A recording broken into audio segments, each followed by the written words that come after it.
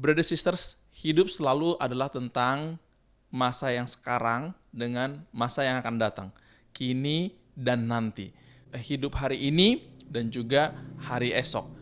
Untuk apa yang sudah berlalu, kita tidak banyak hal yang kita bisa lakukan. Maksud saya, kita tinggal hanya akan bisa memetik pelajaran darinya. Selebihnya itu sudah berlalu, udah nggak bisa diapa-apain lagi.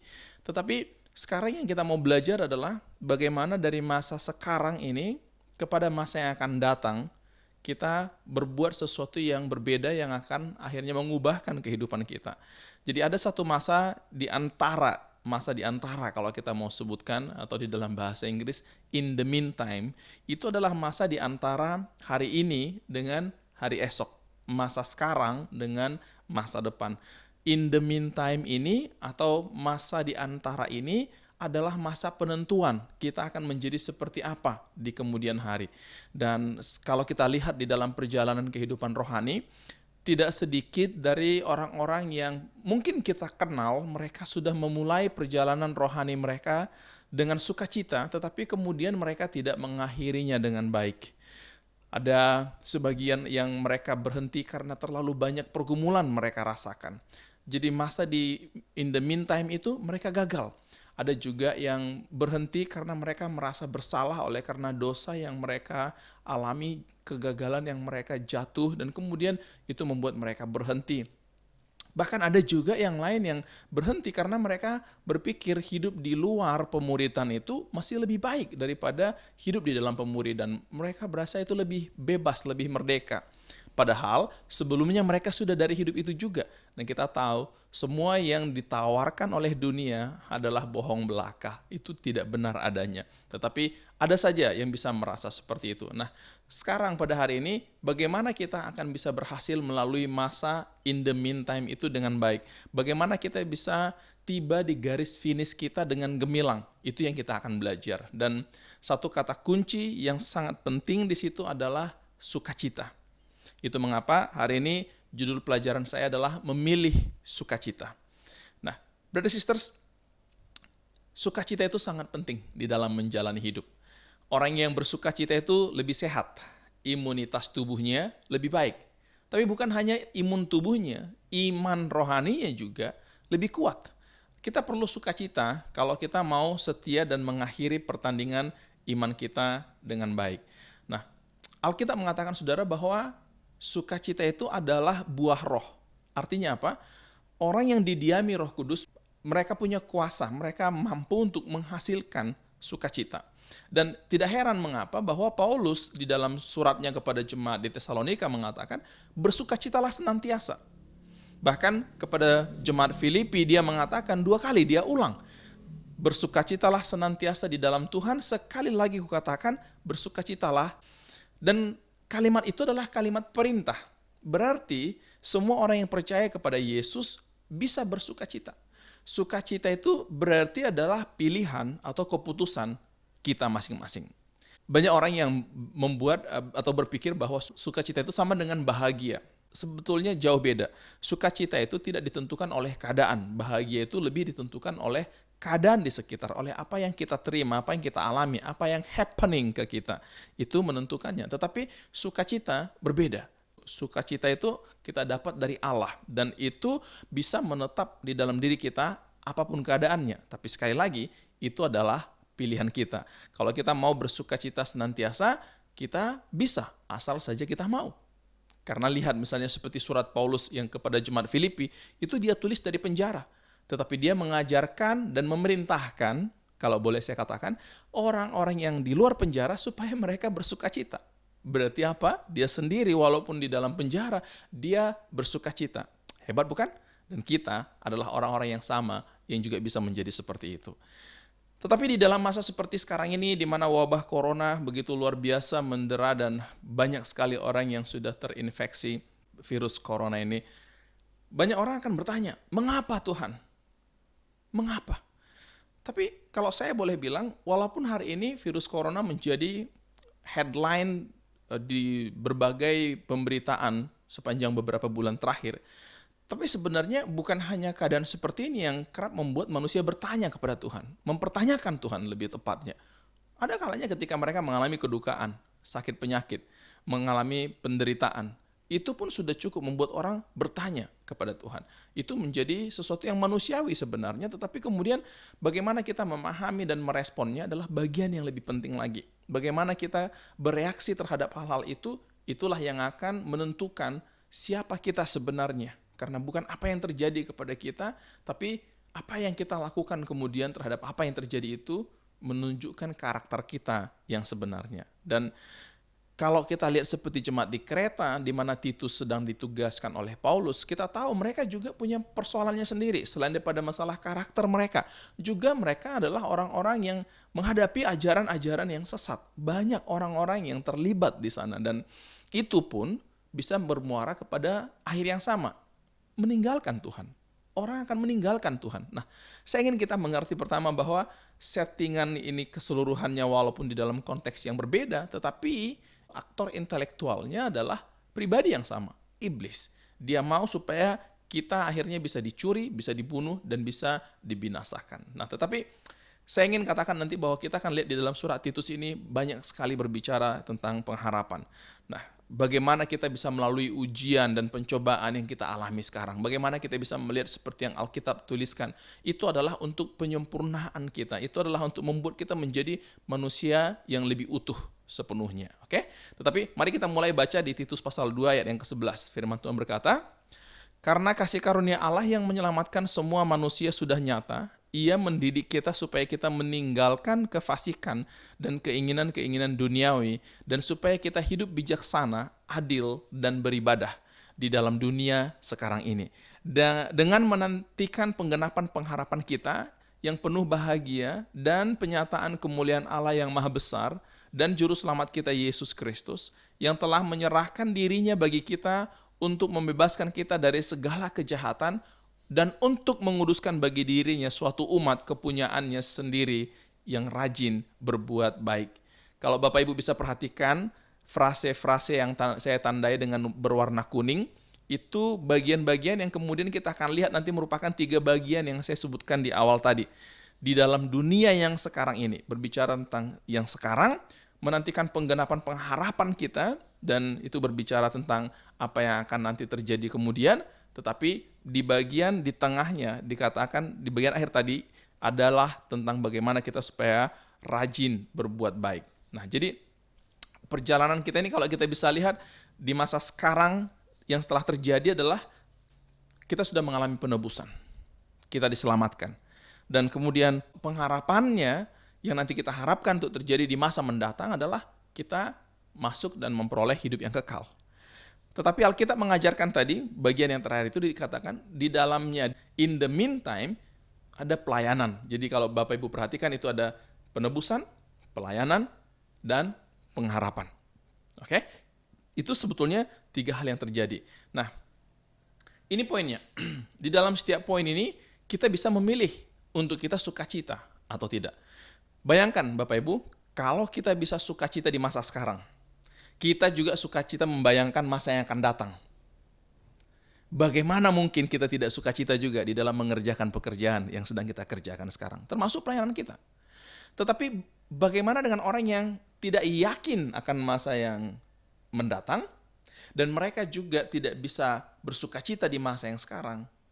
Kita tidak mungkin mengharapkan mereka untuk bisa bersukacita di dalam melayani atau menjalani hidup in the meantime itu, di antara masa yang akan datang dengan masa yang sekarang ini. Orang yang fokus pada masalah, orang yang tidak ada harapan akan masa depan, akan jadi seperti apa? Kita percaya mereka kemudian akan menjalani hidup mereka tidak menentu dan tidak terarah. Semakin tidak terarah, semakin kacau jadinya apa yang akan terjadi dan didapatkan di masa yang akan datang. Menarik bahwa kalau kita lihat kata masa kini atau sekarang di dalam sistem tenses bahasa Inggris itu adalah present. Tetapi present di dalam bahasa Inggris juga berarti hadiah. Kita bisa tahu bahwa masa yang sekarang ini adalah hadiah yang Tuhan berikan, anugerahkan kepada kita. Itu adalah sukacita. Kita mendapatkan hadiah. Nah, saya mau ajak kita lihat bagaimana bagian yang pertama ini, yaitu tentang masa sekarang ini, Tuhan kerjakan di dalam hidup kita. Di Titus pasal 3 ayat 4 sampai 6. Tetapi ketika nyata kemurahan Allah, juru selamat kita, dan kasih-Nya kepada manusia, pada waktu itu Dia telah menyelamatkan kita, bukan karena perbuatan baik yang telah kita lakukan, tetapi karena rahmat-Nya oleh permandian kelahiran kembali dan oleh pembaharuan yang dikerjakan oleh Roh Kudus yang sudah dilimpahkannya kepada kita oleh Yesus Kristus, Juru Selamat kita. Perhatikan yang saya tandai sekali lagi dengan warna kuning, Allah, Roh Kudus, Yesus Kristus. Itu adalah yang keseluruhannya, ketiganya yang esa ini, menyelamatkan kita, mengerjakan penyelamatan di dalam hidup kita. Alkitab dengan jelas mengatakan tadi, bukan karena pekerjaan baik yang kita lakukan, bukan karena perbuatan baik yang kita lakukan, tetapi karena kasih karunia, kemurahan Allah. Perbuatan baik di situ bukan hanya sekedar perbuatan baik. Kata baik di situ di dalam bahasa aslinya adalah righteousness, kebenaran. Jadi dengan kebenaran apapun yang kita usahakan, kita mengerti yang menyelamatkan kita tetap adalah kasih karunia Tuhan. Tetapi kita ulang sedikit di Titus 2 tadi ayat 11-12. Karena kasih karunia Allah yang menyelamatkan semua manusia sudah nyata, Ia mendidik kita supaya kita meninggalkan kefasikan dan keinginan-keinginan duniawi, dan supaya kita hidup bijaksana, adil, dan beribadah di dalam dunia sekarang ini. Perhatikan, menyelamatkan, mendidik, dan supaya kita hidup bijaksana, adil, dan beribadah. Itu mengapa saya ingin mengatakan bahwa tiga hal yang kita mau perhatikan di sini di dalam masa kini yang kita bisa bersuka cita. Pertama adalah selamat. Kita selamat, kita mendapatkan keselamatan. Maksudnya Allah tidak menghukum kita setara dengan kesalahan kita. Tidak memberi kita apa yang patut, yang pantas kita harusnya alami. Tapi Dia memberikan kasih karunia-Nya, Dia memberikan keselamatan kepada kita. Allah udah menyelamatkan kita dari virus yang lebih mematikan daripada virus corona. Saya sama sekali tidak bermaksud untuk merendahkan virus corona yang sedang mewabah dan melanda begitu banyak negara hari ini. Tetapi saya sangat tertusuk ketika saya diingatkan oleh firman Tuhan bahwa saya telah disembuhkan dari virus dosa yang menggerogoti hidup saya, yang akan membinasakan bukan hanya tubuh jasmani saya, tetapi juga hidup saya secara kekal akan berakhir di neraka. Jadi virus corona bisa saja membunuh. Kita tahu dari per hari ini ada 600.000 orang yang terinfeksi di seluruh dunia. Kematian mencapai 27.000 lebih. Yang sembuh 133.000 lebih. Tapi Bapak Ibu Saudari, virus dosa menginfeksi jauh lebih banyak orang. Mungkin kalau bukan ratusan juta, miliaran orang. Dan sudah membinasakan sejumlah besar manusia. Nah, saya lihat bagaimana kita bisa diatur sedemikian rupa oleh karena apa yang terjadi oleh virus corona ini. Orang disuruh tinggal di rumah, mencuci tangan, jangan berjabat tangan, tidak pergi di keramaian, bahkan ada yang membatalkan acara nikahan. Semua karena virus corona. Tapi saya berpikir, apa yang telah saya rela lakukan demi menghentikan penyebaran virus dosa? Tuhan Yesus memberikan nyawanya sebagai karunia bagi kita. Kita senang mendengar orang-orang sembuh dari corona. Amin. Tapi saya percaya dan seharusnya kita lebih senang mendengarkan orang mengalami kesembuhan dari dosa-dosa. Penyelamatan mereka itu membuat kita lebih happy, lebih senang. Dan kita mau rela untuk berjuang habis-habisan untuk mereka bisa mendapatkan itu. Poin saya adalah begini. Ketika kita yang sudah menerima janji keselamatan dari Tuhan, yang sebegitu besarnya, masakan kita sukar untuk bersuka cita. Kita lihat orang-orang yang beri kesaksian bagaimana mereka sembuh dari corona dan mereka merasa seperti lolos dari maut. Tetapi kita yang mendapatkan kesembuhan dari virus dosa itu menerima sesuatu yang bahkan lebih luar biasa lagi. 2 kematian yang kita akhirnya bisa hadapi dengan baik. Kematian secara fisik kita tidak takut lagi, tetapi kematian yang selama-lamanya di neraka itu justru mengerikan lebih lagi, tetapi kita juga lolos dari situ. Nah, saya ingin kita mengerti, kalau kita tahu hari ini, sekarang ini, kita selamat, saya percaya kita akan bersuka cita bersama-sama. Nah, kemudian yang kedua, poin yang kedua di sinilah tentang sekolah, tadi mendidik dikatakan. Jadi, jelas-jelas benar-benar kita ini dididik oleh Tuhan di dalam sekolah Tuhan. Selama kita masih hidup, kita terus memiliki gelar sebagai murid Yesus. Artinya kita masih belajar. Sampai kapan? Sampai mati. Atau sampai waktu Yesus sudah datang kali yang kedua. Di situ kita sudah diwisuda, di situ kita lulus. Tapi kadang-kadang saya berasa ya, kayak mendengar kata didikan Tuhan itu sesuatu yang berat. Padahal menarik kalau kita perhatikan, orang selalu membanggakan dari mana mereka mengecap pendidikan. Contohnya, wah dia itu lulusan Harvard, wah dia lulusan S2, S3 dari luar negeri dan semuanya. Saya sama sekali tidak bermaksud mengecilkan itu, tetapi saya ingin kita mengerti kalau ada sekolah yang terbaik hari ini tentu adalah sekolah Tuhan. Kalau ada sekolah yang paling kita butuhkan hari ini adalah sekolah Tuhan. Jadi karena itu kita akan lebih excited, lebih semangat lagi untuk bisa ada di dalam didikannya Tuhan. Kita bangga hari ini kalau kita ada di dalam sekolah Tuhan, kalau kita dididik oleh Tuhan. Kalau kita benar-benar berjuang keras belajar, karena kita tahu kita sedang belajar, kita akan bisa menjadi lebih baik di hidup kita pastinya. Bukan hanya secara spiritual maksud saya, tetapi bagaimana hidup kita pribadi, bagaimana kita di dalam area-area yang lain, kayak bagaimana kita secara keuangan, bagaimana kita secara hubungan, kita akan bisa menjadi lebih baik kalau kita terus mau belajar. Dan itu mengapa kita ada di dalam sekolah ini hari ini. Dan yang ketiga kita lihat di dalam masa kini yang kita bisa syukuri, yang kita bisa bersuka cita adalah karena kita sedang menuju dan bertumbuh di dalam kesalehan. Surat Yakobus mengatakan bahwa pencobaan yang kita alami itu adalah untuk membuat kita sempurna, membuat kita utuh. Itu artinya mengalami didikan dari Allah. Kalau kita lihat di dalam teks kita tadi dikatakan bagaimana kita akan menjadi orang yang adil, bagaimana menjadi orang yang hidup beribadat menuju kesalehan, itu yang akan kita alami kalau kita mengerti tentang apa yang Tuhan kerjakan di dalam hidup kita di masa sekarang ini. Tapi itu mengapa juga kita lihat bahwa kalau orang yang berhenti bertumbuh itu akan menjadi problem dan menjadi problematik. Dia tidak hanya menjadi masalah buat orang, tapi dia juga akan mengalami masalah dengan dirinya sendiri.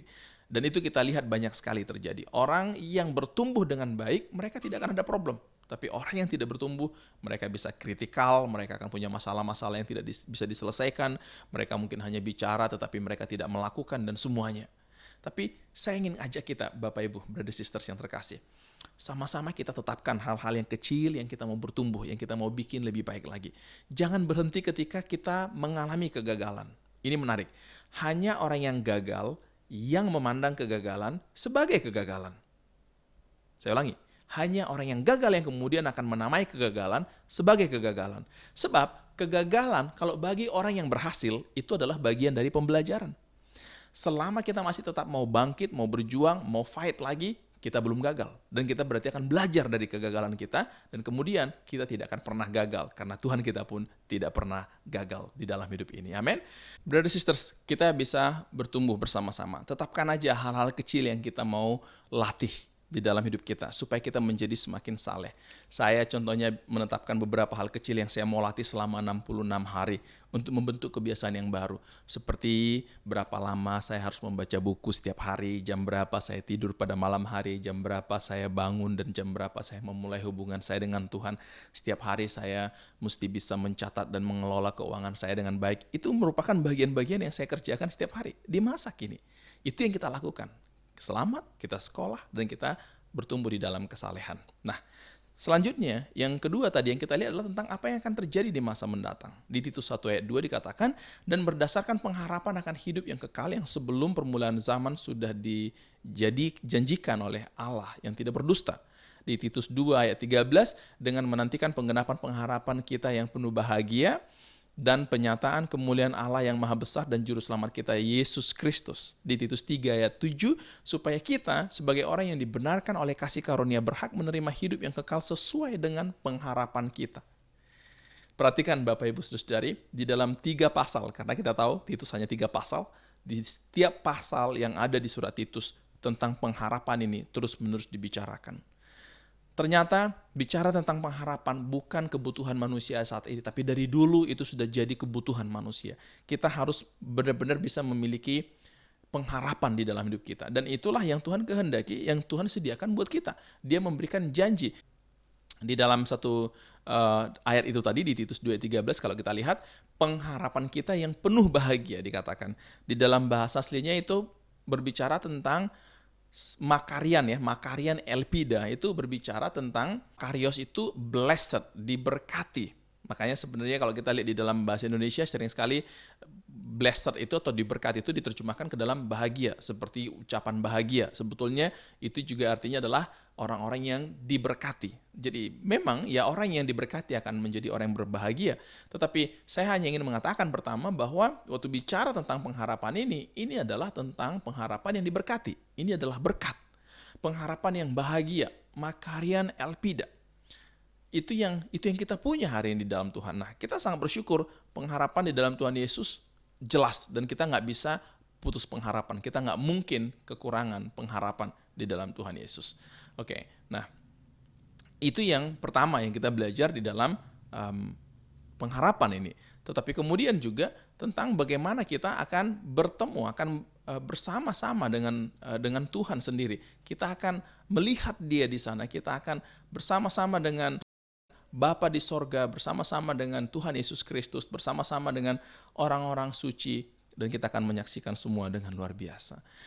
Sedangkan yang berikutnya berbicara tentang bahwa pengharapan yang kita punya itu kekal, itu sesuatu yang menetap akan selama-lamanya, bukan hanya sementara, tapi selamanya. Sehingga setiap orang yang ingat dirinya dan percaya bahwa kemuliaan terbesar tersedia buat dia di depan sana, akan selalu bersuka cita di dalam keadaan apapun juga. Mereka akan menjadi orang-orang yang selalu mampu melihat hal-hal dari sudut pandang yang berbeda. Dari bright side-nya, dari sisi terangnya, sisi baiknya.